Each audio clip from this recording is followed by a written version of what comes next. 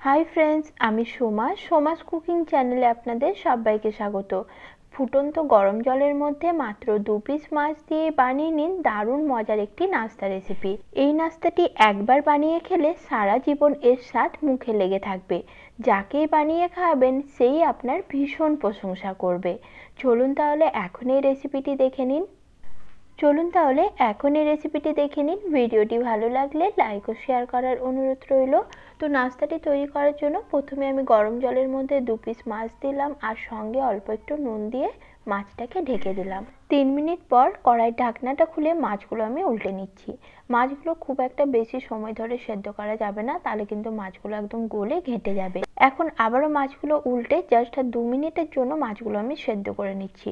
Total 5 মিনিটে মাছগুলো আমি সেদ্ধ করে নিয়েছি আর 5 মিনিট পর মাছগুলোকে আমি জল থেকে জল ঝরিয়ে তুলে নিচ্ছি।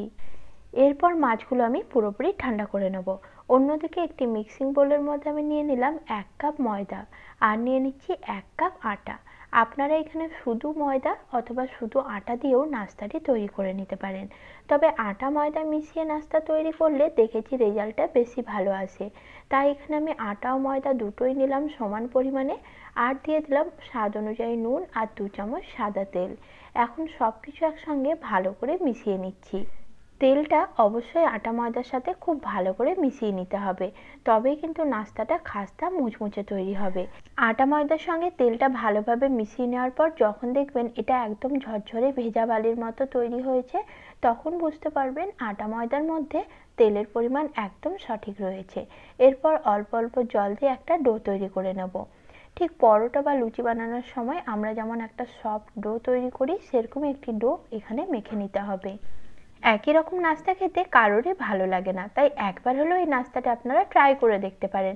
নাস্তাটি খেতে এতটাই টেস্টি হয় যে যতবারই এটা বানান না কেন খেতে ভীষণ ভালো লাগবে। আর এটি একদম নতুন একটি ইউনিক নাস্তা রেসিপি।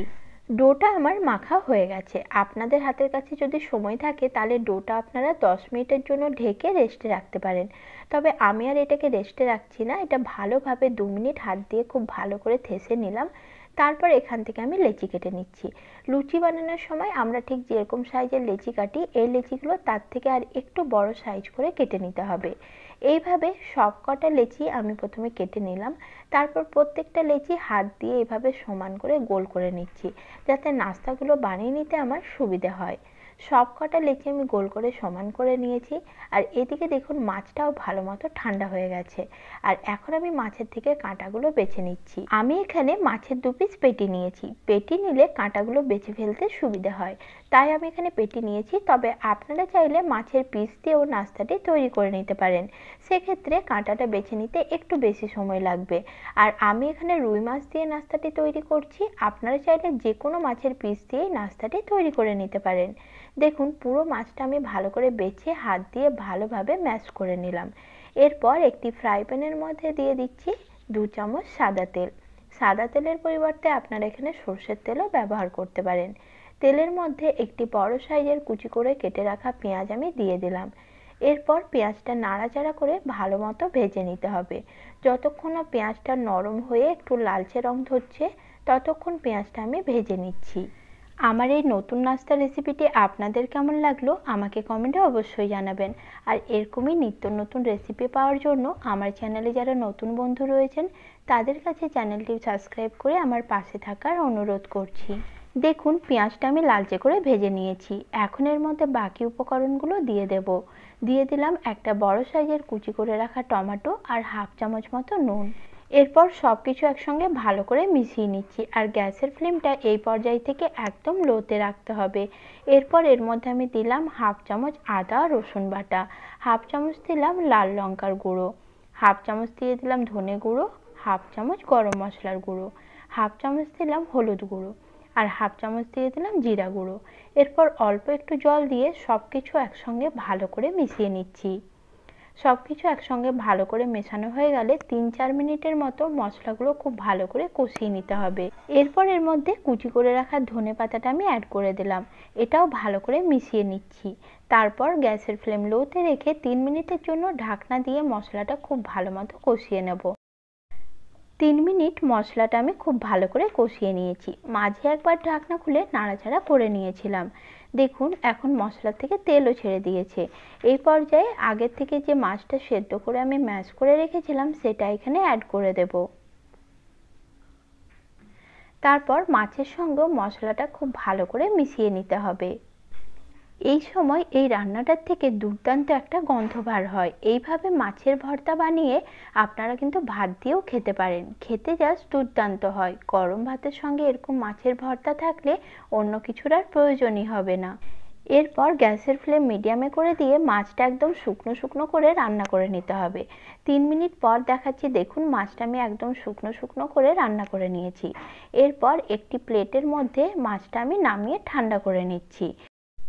তারপর যে লেচিগুলো আমি তৈরি করে রেখেছিলাম সেখান থেকে একটা লেচি নিয়ে দুটো বুড়ো আঙুলের সাহায্যে এরকম গোল করে গর্ত বাটির মতো করে নিলাম।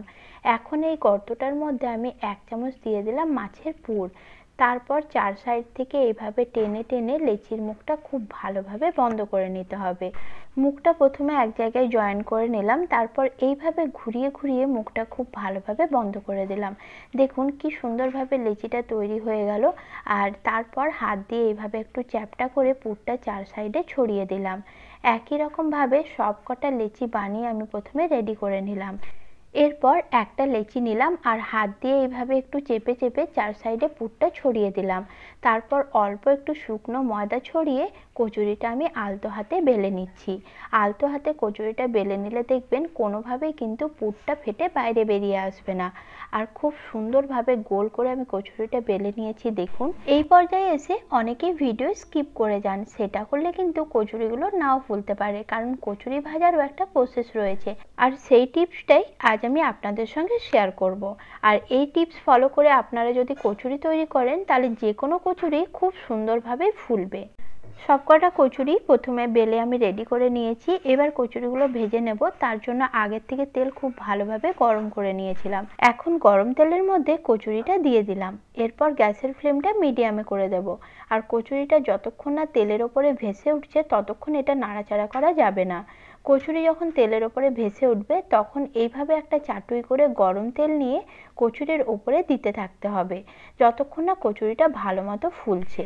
এইভাবে গরম তেল চাটুই করে কচুরির ওপরে দিতে থাকলে দেখবেন কচুরিটা একসময় খুব সুন্দরভাবে ফুলে উঠেছে। যে কোনো কচুরির ক্ষেত্রে এই টিপসটা আপনারা ফলো করতে পারেন, দেখবেন যে কোনো কচুরি কিন্তু খুব সুন্দরভাবে ফুলবে আর খাস্তা মুচমুচে তৈরি হবে। কচুরিটা ফুলে ওঠার পর আমি এটা পাল্টে নিলাম আর উল্টে পাল্টে কচুরির দু সাইডটাই সুন্দর লালচে করে আমি ভেজে নিয়েছি। দেখুন এখন কচুরিটা তেল ঝরিয়ে তুলে নিচ্ছি আর একই রকম ভাবে বাকি সবকটা কচুরি ভেজে আমি রেডি করে নেব। সবকটা কচুরি আমি ভেজে নিয়েছি আর প্রতিটা কচুরি দেখুন কি সুন্দর ফুলকো তৈরি হয়েছে। কচুরির ভিতরে পুরটা চারপাশে একদম ছড়িয়ে রয়েছে। আজকের মতো নমস্কার বন্ধুরা, সকলেই ভালো থাকবেন।